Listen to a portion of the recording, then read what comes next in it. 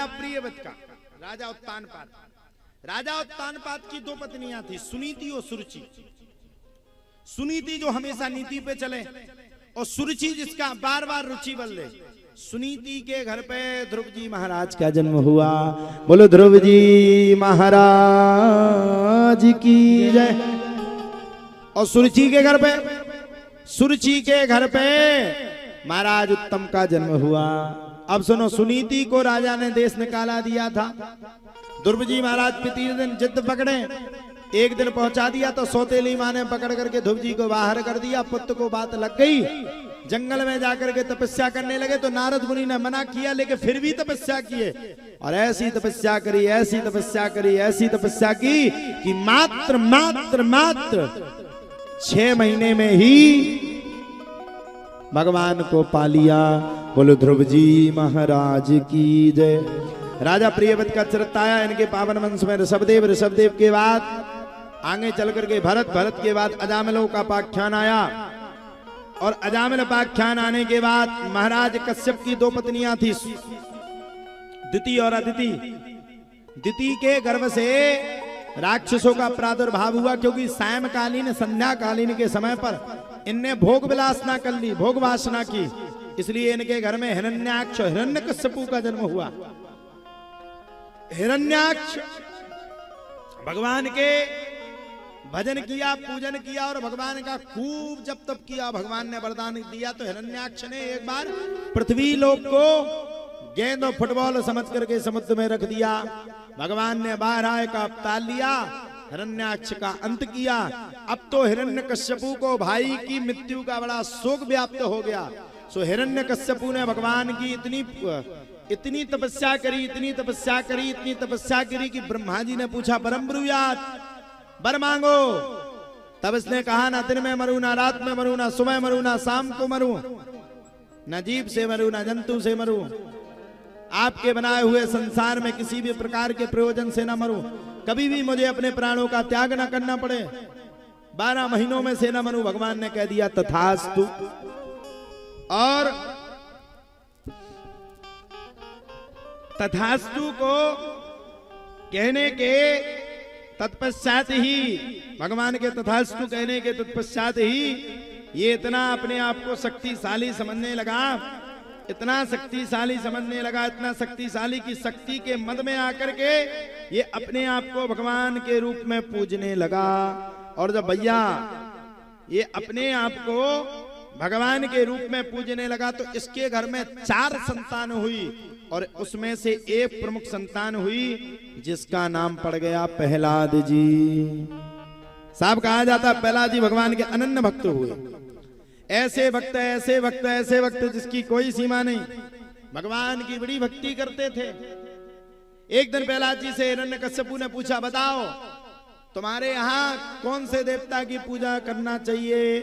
सो प्रहलाद जी ने कह दिया, श्रवणम कीर्तनम विष्णु स्मरणम पादसेवनम अर्चनम वंदनम साख्यमात्म निवेदनम। श्रवण भी भगवान विष्णु का करो, स्मरण भी भगवान विष्णु का करो, ध्यान भी भगवान विष्णु का करो। अब तो इसको इतना क्रोध आया कि क्रोध में आकर के अब की बार इसने क्रोध में आकर के भगवान विष्णु के अपने शत्रु का नाम सुनकर के प्रहलाद जी के ऊपर खूब चढ़ाई कर दी। प्रहलाद जी को चट्टान से फेंका, और जब फेंका तो प्रहलाद जी को मन में बड़ा निश्चय था, भगवान मुझे बचा लें। और प्रहलाद जी भगवान का खूब भजन करवे, खूब कीर्तन करवे। और प्रहलाद जी महाराज जब भगवान का कीर्तन किया, जब उसने चट्टान से फेंका, तो भगवान के ऊपर भरोसा रख करके प्रहलाद जी महाराज खुशी खुशी कूद गए। और भगवान ने देखा कि मेरा भक्त मेरा भजन कर रहा है, तो भक्त को देख करके भगवान ने भी चतुर्भुज रूप धारण करके प्रहलाद जी को अपनी गोदी में धारण कर लिया। वही परमात्मा है, वही परमात्मा। आप सिर्फ उस पर भरोसा करके देखो, तुम्हारे भी चट्टान से कूद के देखो, भगवान तुम्हें बचा ले। है कोई कूद बेबाओ? अम्मा हरो, अगर ना भी बचाए तो तुम्हारा उनको होने का है। एक बार कूद के देखो चट्टान से, झुके नहीं, ठटरी बनाओ, हम तो अपने घर से करें पूजा पाठ, चट्टान से निपूंदने, छिटी ना मिले।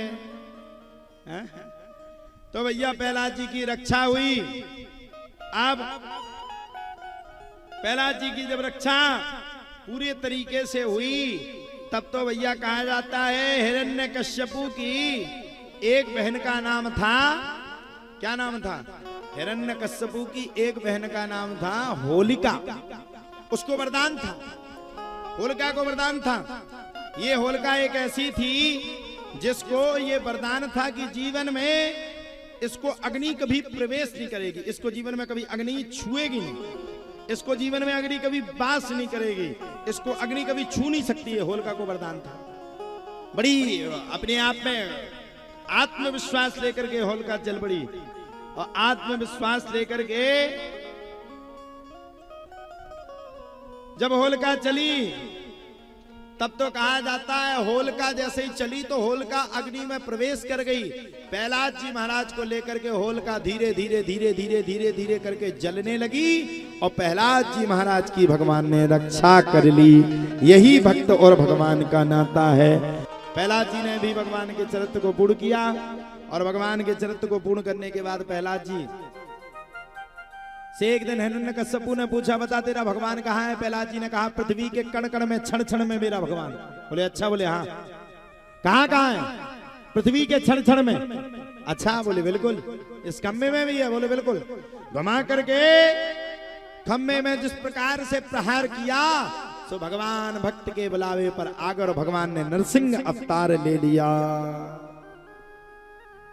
गड़गड़ाते हुए, चिल्लाते हुए भगवान ने खूब तेज कंपन करना प्रारंभ किया, और कंपन प्रारंभ करने के बाद भगवान श्री नरसिंह ने पकड़ा भैया हिरण्यकश्यपु को।